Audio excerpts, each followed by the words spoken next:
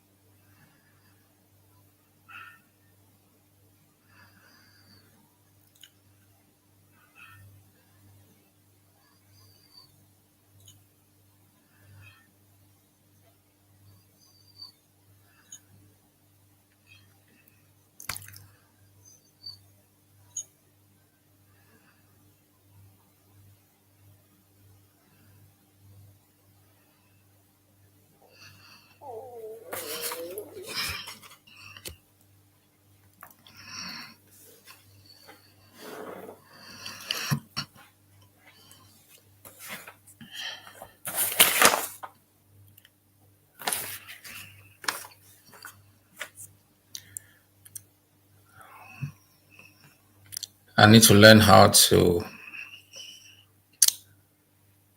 get myself in a better posture. So don't bother. This is war.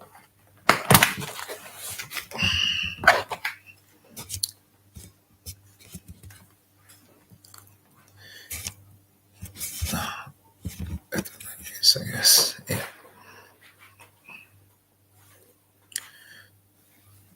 Good to go. Yeah, great.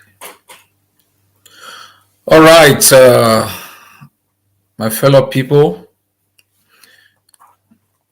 If the image is okay, you let me know. If it needs more adjustment, then we can do it.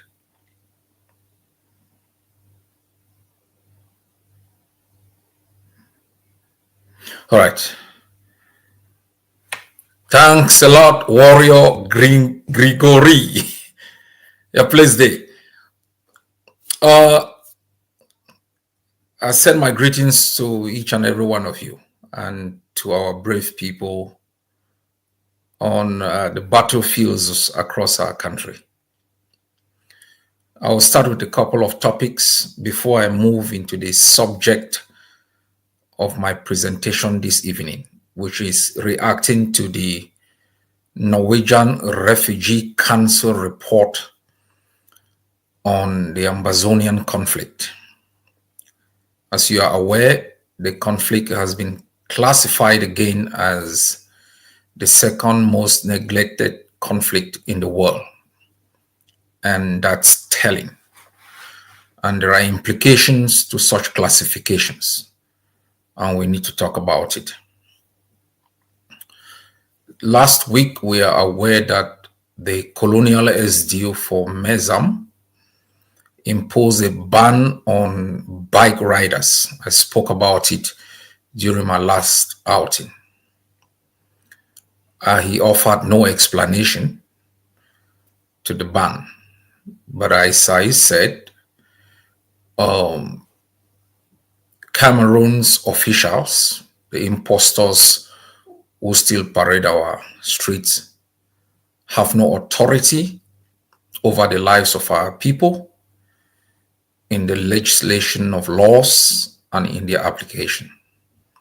And anytime they will take action that is inconsistent with the aspirations or policies and practices of the Ambazonian people, we will respond appropriately.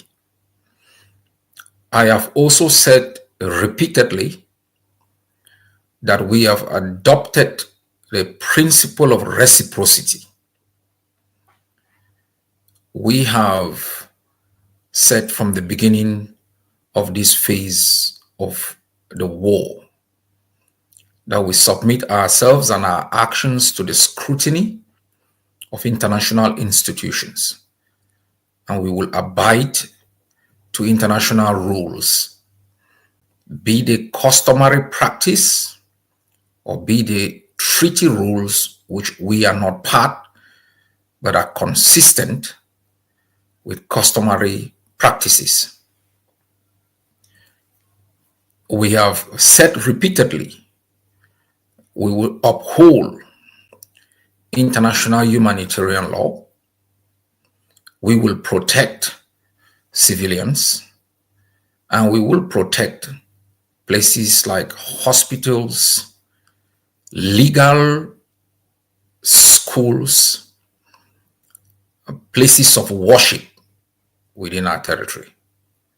But we have also stated clearly, we reserve the right to reciprocate should Cameroon consistently, as a matter of policy, continue to attack our civilians without consequences from the custodians of international law.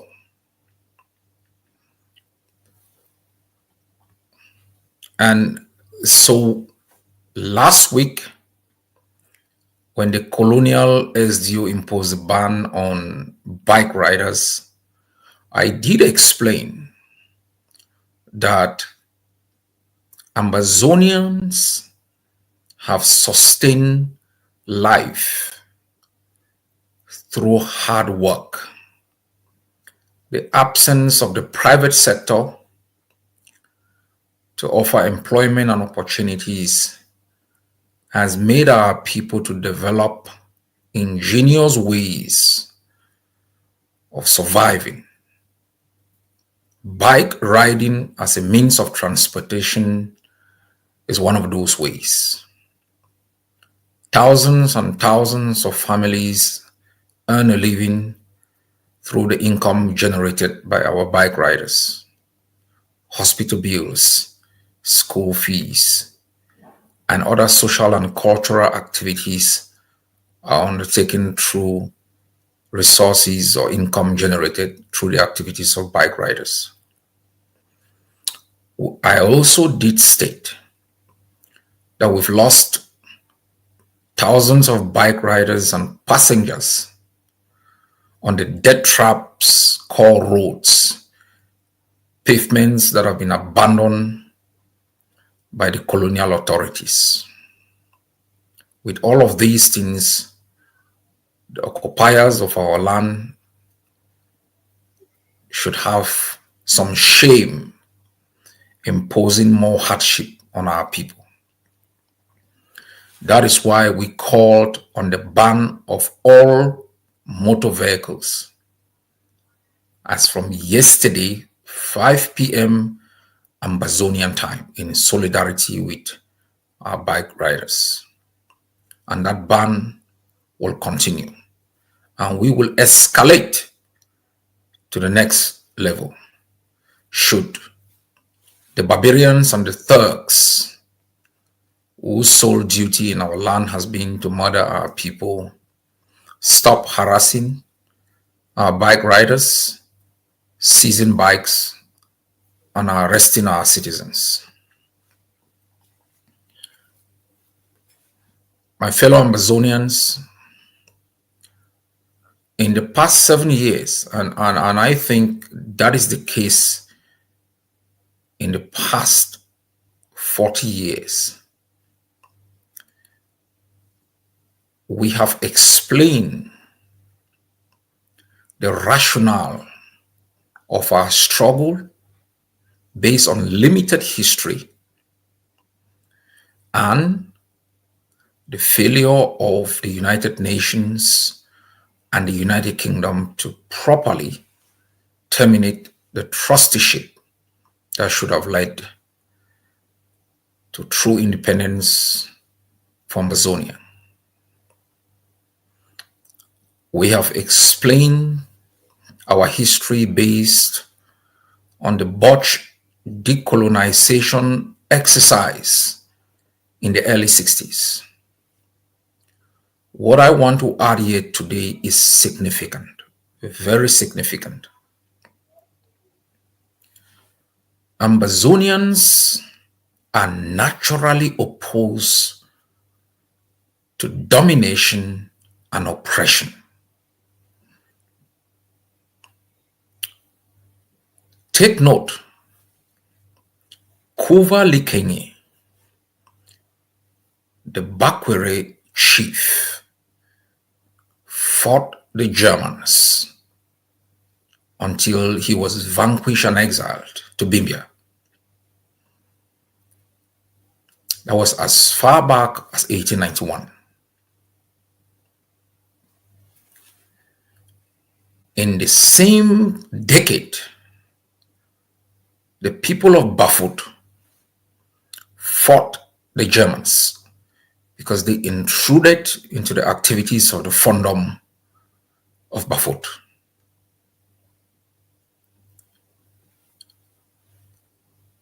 The Fond of Lebialem, Asongani, resisted transferring denizens from Lebialem to continuously engage with the Germans in their adventurous wars.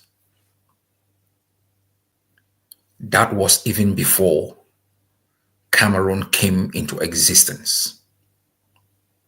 We are aware that because of the way that Ambazonians perceive the attitude of Nigerians, we walked out of the Eastern House of Assembly in the 50s and set up our own government in Boya.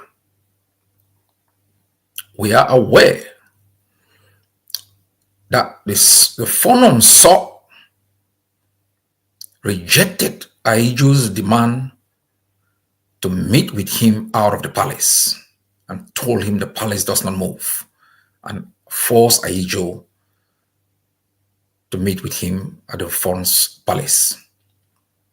We know that when the Berlin Wall came down in 1989, Ambazonians in Bamenda and across the territory rose up demanding multipartism, rejecting the single-party oligarchy that had existed for more than 30 years.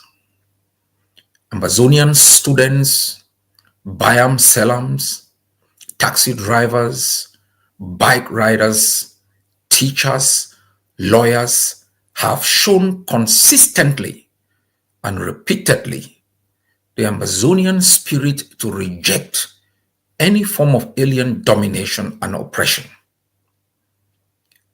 The basis of the last 7 years of resistance is consistent with the Ambazonian rejection of foreign domination, whether it was under Kovali Kenye, under the Fon of Bafut, under Asongani, under the Fon of So, or under different Ambazonian socio-cultural and political leaders who have stood up to advocate, fight for issues for the self-preservation of the Ambazonian culture. Our struggle is not simply rooted in the botched decolonization process. It is not a struggle for the restoration of a supposed Anglo-Saxon system.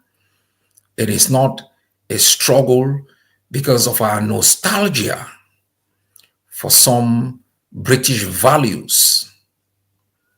Our struggle is a struggle rooted in Ambazonian opposition to foreign domination and oppression. That is why, no matter how long Ambazonians take a break, they rise up again to fight. No matter how many of them are butchered, no matter how many of them are kidnapped and jailed, they rise up again to fight for the same issues time and again.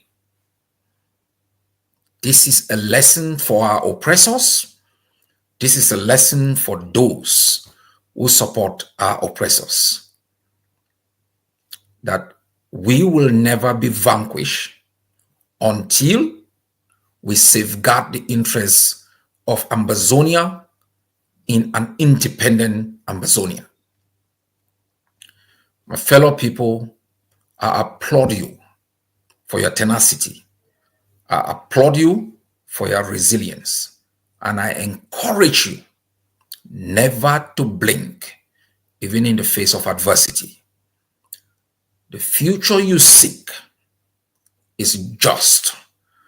The cause you fight for is just and rooted in your historical opposition to alien rule and foreign domination.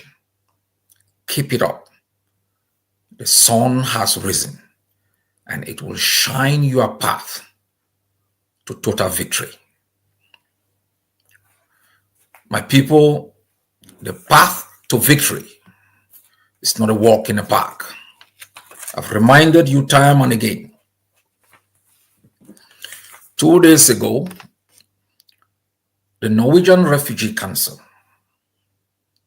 whose director, Jan Egeland, is a prominent Norwegian, had traveled to Boya a few years back, and he did a report, a live report from Boya, explaining the severity of the war, its effect on civilian population, its effect on children, our system of education, and on the future of children yet unborn. In the past years, they have published repeatedly quantifiable data about the situation of conflicts across the world, including that in Ambazonia. And the statistics have been grim. In 2018, when they published a report, the Ambazonia Cameroon conflict was #1, classified #1 as the most neglected conflict. 2019, they published another report, and the conflict still featured as #1 most neglected conflict. I will speak about what it means to be referred to as neglected. I will explain that, but let me give you the straight data so you can understand it. 2020, the conflict featured as the second most neglected conflict. 2021, the third most neglected conflict. 2022, it became the seventh.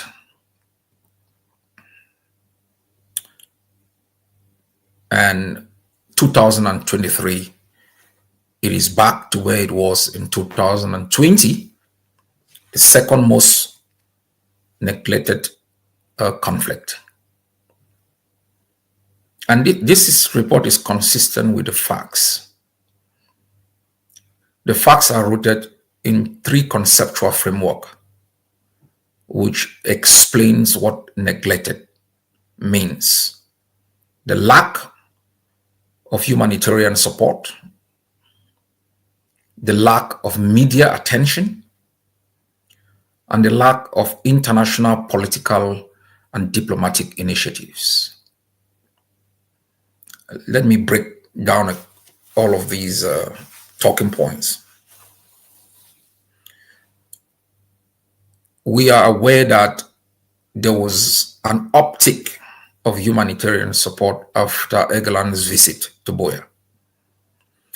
An uptick of humanitarian support also ties with the presence of media attention and diplomatic initiatives. Whenever there is the absence of media attention, exposure, and when that is also tied with the absence of any diplomatic or political initiatives, there is a dip in humanitarian support. We realize that in the period when the Swiss intention made a lot of headlines, it created international public awareness. There was an uptick, corresponding uptick in humanitarian support. We also realize that at the beginning of the war, when Cameroon was in denial, there was very little humanitarian support because access was not provided.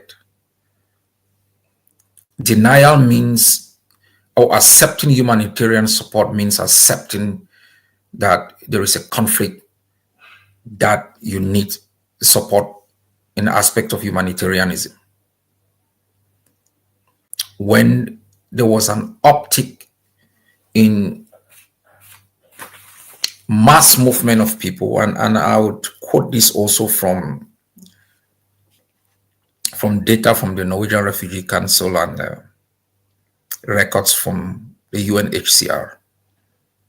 The record from the UNHCR, which we think is very conservative, it talked about, that was February 2024, this year, a few months back, over 65,000 Ambazonian refugees in Nigeria and Biafra land. And it has risen to close to 66,000 in March of this year. And it's going up. Though the international community classifies Ambazonians in Cameroon as IDPs, we classify them as refugees because they've crossed an international border. Refugees are those who, for economic, environmental, political reasons, cross an international border. It's prerequisite for becoming a refugee. And then you have fear of persecution, or fear of persecution if returned. There are more than 60,000 Ambazonians affected by the war residing in Cameroon as refugees. The Norwegian Refugee Council reports that as of February 2024, 623,591 Ambazonians have been displaced. That's a whopping amount of people, including those within Cameroon, and 89,000 as refugees in Nigeria and Biafra. Still, the Norwegian Refugee Council states that the conflict has displaced 765,000 people, of which 70,000 are refugees in Nigeria and Biafra land.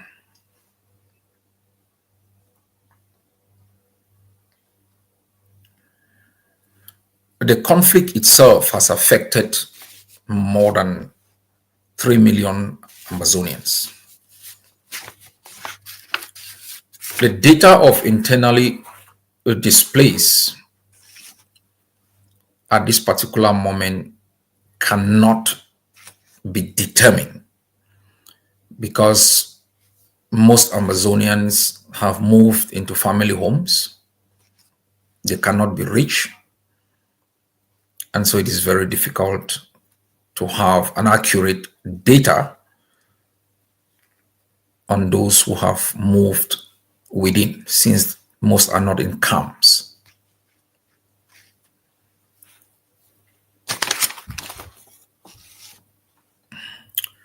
Egeland stated that the local political and military elites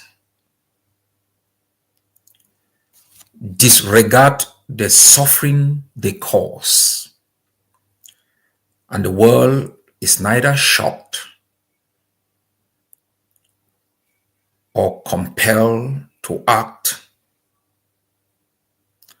by stories of desperation. I'd like to take this over again so you understand. The local political and military elites disregard the suffering they cause, and the world is neither shocked or compelled to act by stories of desperation.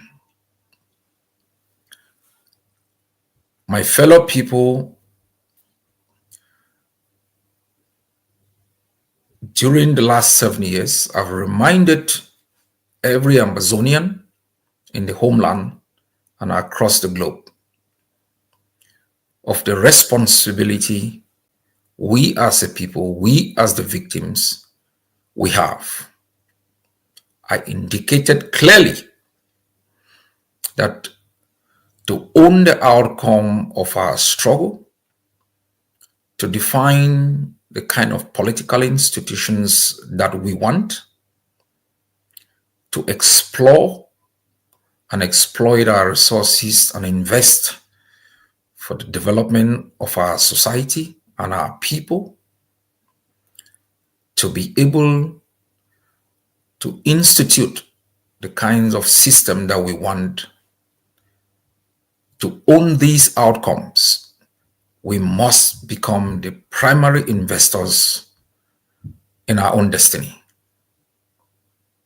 I said this because I understand, one, that those who have imposed this system of suffering on us make a lot of money out of it. Through kickbacks, they've developed a war economy that is profitable for them. Secondly, the complicit international community has never been bothered by crises that do not have, one, immediate international security concerns, or the kind of shock and awe that was produced in Rwanda. And that if we must survive, as we should, we must invest in our own outcome in order to own it. My people, we have in the last 7 years also engaged in a strategy of internationalization and targeted diplomacy to create international awareness that has given the opportunity for reports such as this, including the one that was produced by the ICJ a few months back. These reports should form the basis for international action. But these actions will not take place in the face of what is perceived as more grievous or egregious wrongs happening in Ukraine or Gaza.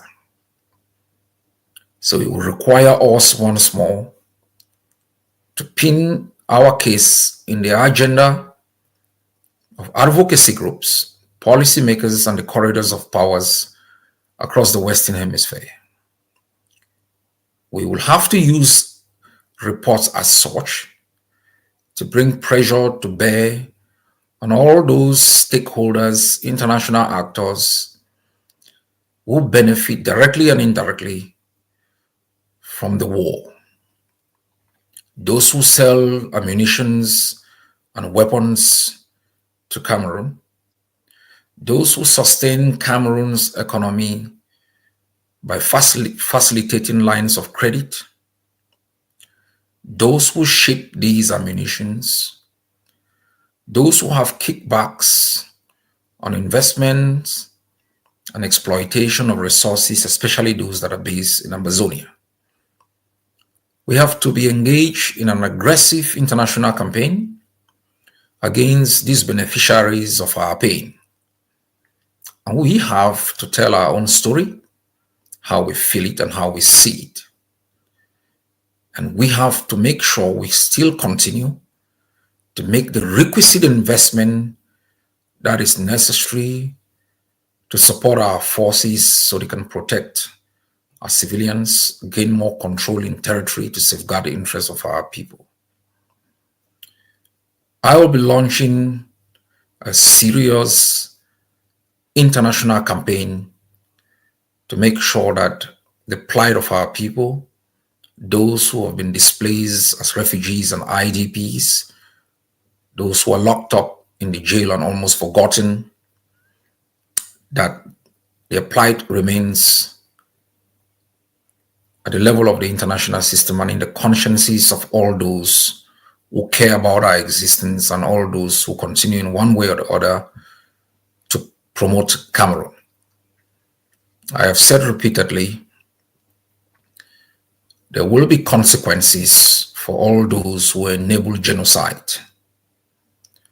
I have said repeatedly, all international actors who continue by commission or omission to sustain this system of brutality that has existed for 60 years and has caused a lot of pain and hardship to the Ambazonian people and to the Cameroonian people will be named, exposed, shamed, and held accountable. That requires all of us who have sought and received protection out here to use our presence for the interests of our countrymen and women who have not been so fortunate.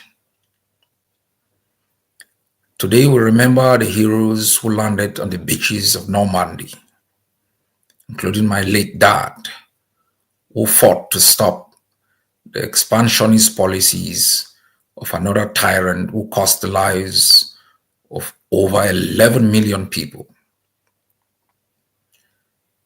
The bravery of those who fought to preserve certain values which we take for granted have shown us that our generation has an obligation to also fight to protect those same values for the benefit of those unborn, those living in squalor, those dejected, and we have to speak for those who do not have a voice, who can neither speak for themselves nor represent their interests.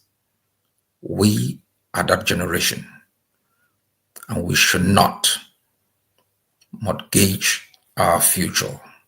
We should not relinquish this opportunity to the next generation. I have promised you Ambazonians that this is the last generation that writes the last chapter of the last tyranny that has existed in our neighborhood. After this, we will tolerate no internal or external tyranny whose activities have a bearing on the way we live our lives. And I ask each and every one of you to commit to this noble cause. God bless you all.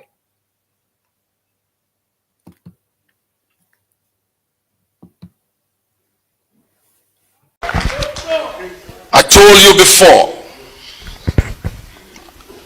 you before, when the time comes, they will come to us.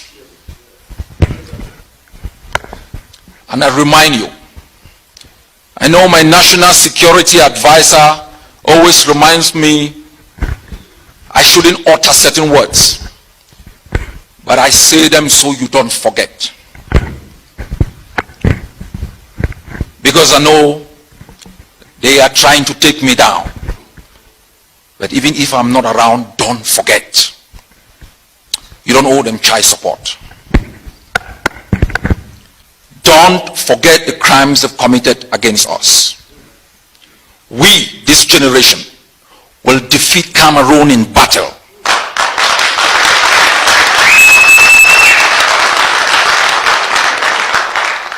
They said they could fight.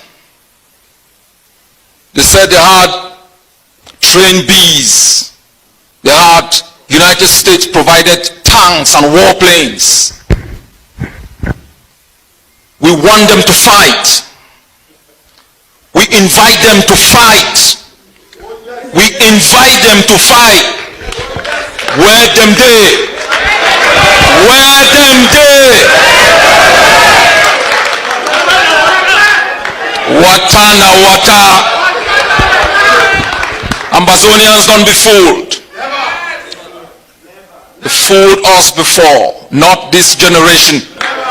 This is the never again generation that has decided to write the last chapter of its own history, to pen down the story of General Ivo, the bravery of our patriots who fought in trenches with den guns. The stakes are high. Negotiations is not to give you freedom. It's to maintain the status quo, to maintain stability for international exploitation and conspiracy against our own humanity. They aren't coming to talk for the liberation of our detainees, our prisoners of war. They come like Trojan horses with bayonets to murder our patriots volunteers. My fellow people, the kind of country we want to leave to the next generation is one where people find peace and happiness and hope. Where people can laugh even in poverty. They can transform their own society to reflect the kind of society they want to build. We want to build a country where he can walk in and feel at home, where she can walk in and feel at home.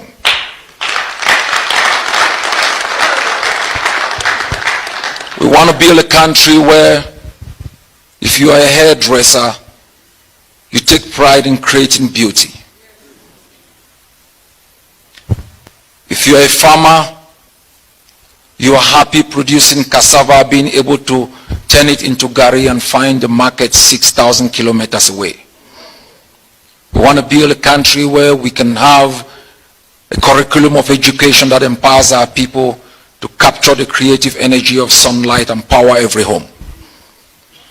We want to make sure you can capture the rain of the raining season and make sure you can still eat fresh fruit in the dry season. We want to build a country where you can find peace. You can unite your body and your soul and have hope even in poverty. We want to build a country for all of you. So when your final days shall come and you bequeath to the next generation something better than was given to you. That's why you've taken time off to come to this hall today. You're the finest, you are the bravest, you are the warriors of our war of independence. Don't let anyone fool you. I stand between you and your colonizers. And I'll make sure you're going to have your freedom.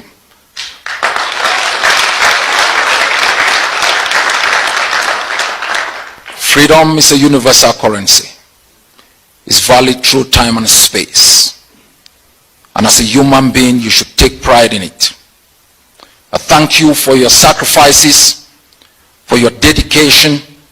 I thank you for the investment you've made in the last years, for having hope in this leadership. You are the grassroots. You must have taken note, as he said, you are the vanguard of our revolution. If you look through this hall, we have Ambazonians, professors and doctors in South Africa. You will find very few of them around. You will decide who will govern you. All those in exile must think like entrepreneurs, opportunity creators, for those battling in the bushes, for those fighting on a daily basis. I ask all of you to recommit. In the next few months, we can write Cameroun's obituary in our homeland.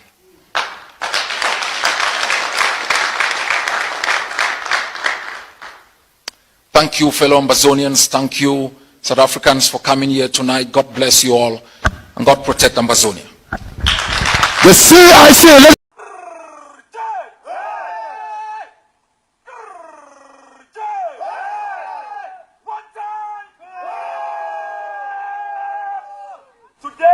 74 years ago, the United Nations General Assembly unanimously passed the Universal Declaration of Human Rights. The Universal Declaration was an instrument to maintain justice and order in a world shattered with war and oppression. So we have come here today on the 10th of December in front of the Embassy of La République du Cameroon, the most corrupt country in the world, the most oppressed country in the world. We have come to protest. Today, we are assembled again and we are standing far away from the oppressive embassy. The embassy has been surrounded by the German police. Do you want me to say the German police and the German state is playing a conspiracy role here or what? Why should Germany and why should the German police allow the embassy staff to use video cameras and audio cameras to film the protesters? Have they not learned from history? We will continue this struggle until freedom will reign for our people. We will never surrender because our cause is a just one. Wonderful. Wonderful. Wonderful. Small puppy, a big big girl. Wonderful. Small puppy, a big big girl. This letter to the embassy that was accepted by the police. So we want to do that. One person or three persons, yeah.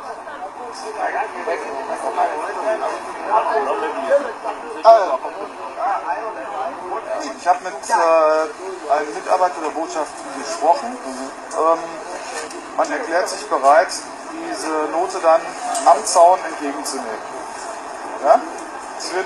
Wen möchten Sie denn da haben? Möchten Sie da jemand Bestimmtes haben? Der Ambassador. Der wird das persönlich nicht entgegennehmen. Es wird ein Mitarbeiter der Botschaft an den Zaun herantreten und das dann von Ihnen entgegennehmen und dann zum Botschafter weiterbringen. Yes, the one.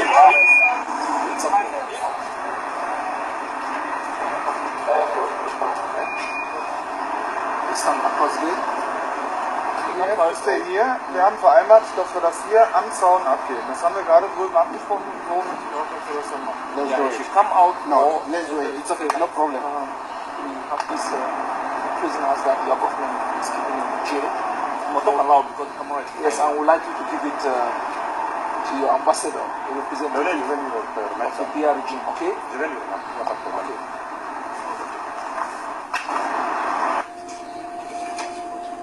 So what was the main purpose of this demonstration? To calm down the government? And no,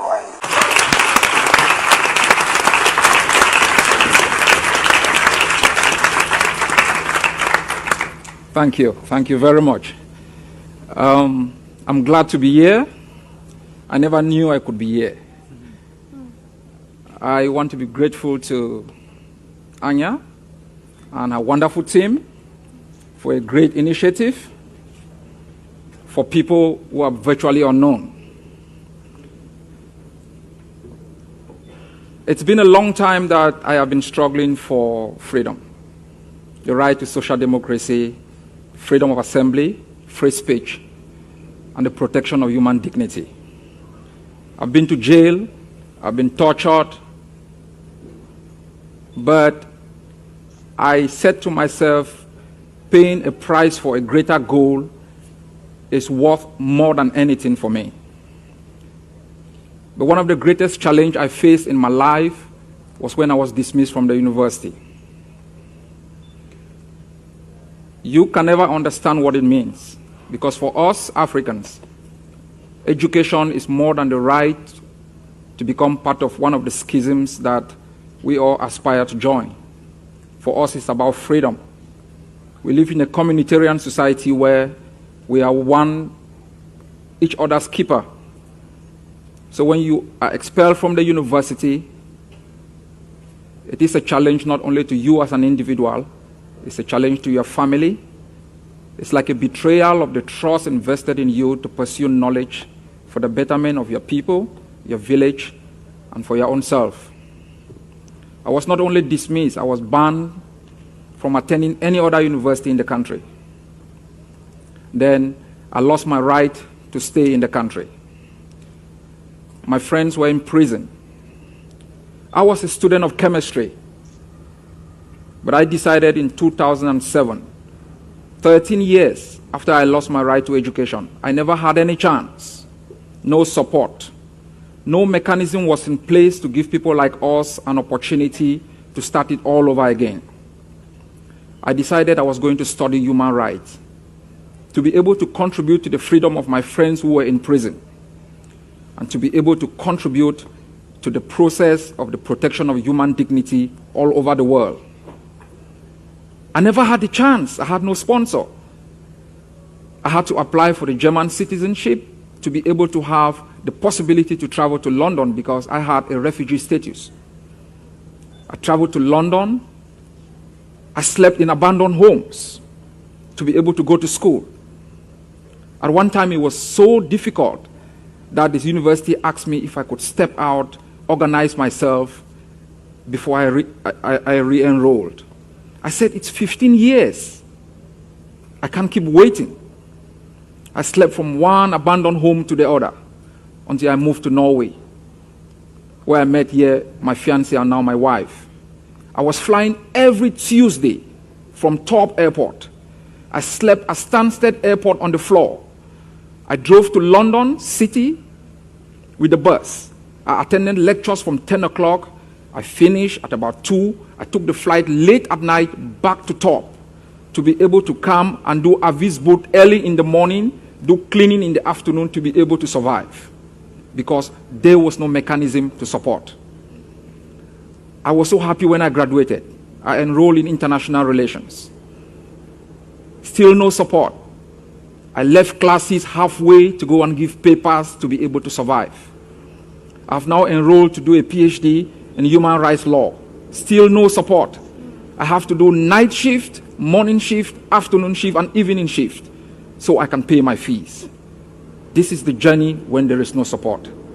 Today we are all here because a great idea has been transformed from a dream to reality. And I was very happy when I heard the foreign minister spoke and the rector spoke, because these are people who can make it happen. I call myself a foot soldier. They are policy people. To be able to have accepted such a great idea is not surprising because we are here in Norway. It's a country that epitomizes more than just a dream for so many people. Very happy that many people would get this message. This program sends a message to those who dismiss me from the university, those who continue to oppress students all over the world, that some people listen from somewhere, and that you, the students who continue to struggle for democracy, for freedom of assembly, speech, and the protection of human dignity, you are not on your own. Someone, somewhere, somehow cares about you. And we are all happy to be here today. This journey has just begun. Let's keep walking until we make sure we can eradicate across the globe those systems of impunity that have made it impossible for so many young people to live their dreams. Thank you very much.